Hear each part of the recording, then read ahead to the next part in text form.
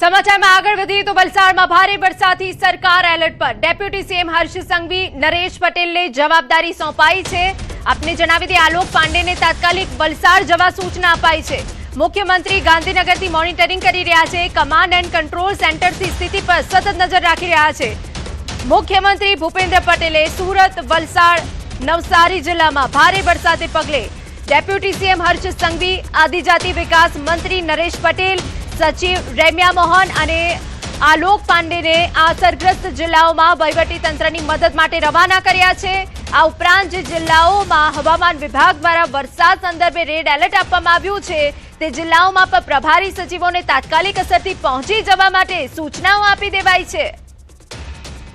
અમારા સંવાદદાતા ગીતા વધુ વિગતે વાત કરવા જોડાયા છે। ગીતા, ભારે વરસાદ, પૂરની સ્થિતિ વચ્ચે રાજ્ય સરકાર એલર્ટ પર, પૂરી અપડેટ।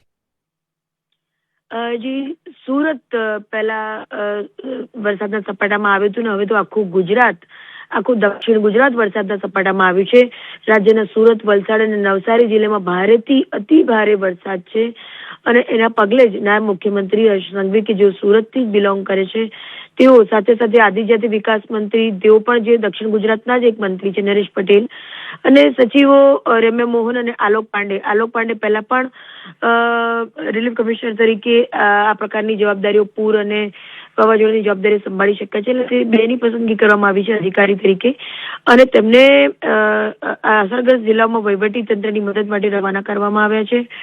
આ ઉપરાંત જે જિલ્લાઓમાં હવામાન વિભાગ દ્વારા વરસાદ સંદર્ભે રેડ એલર્ટ આપવામાં આવ્યું છે તે જિલ્લાઓમાં પણ પ્રભારી સચિવોને તાત્કાલિક અસરથી પહોંચી જવાની સૂચના સીએમ ભૂપેન્દ્રભાઈ પટેલ દ્વારા આપવામાં આવી છે। જી બિલકુલ, આભાર તમામ વિગતો બદલ। તો મુખ્યમંત્રી ગાંધીનગરથી સતત મોનિટરિંગ કરી રહ્યા છે, મંત્રીઓને સૂચના આપી દેવામાં આવી છે। ખાસ કરીને સુરત, વાપી, વલસાડ, નવસારી માટે સરકાર એલર્ટ પર છે। ગાંધીનગરથી સીધું મોનિટરિંગ કરવામાં આવી રહ્યું છે। સમાચારમાં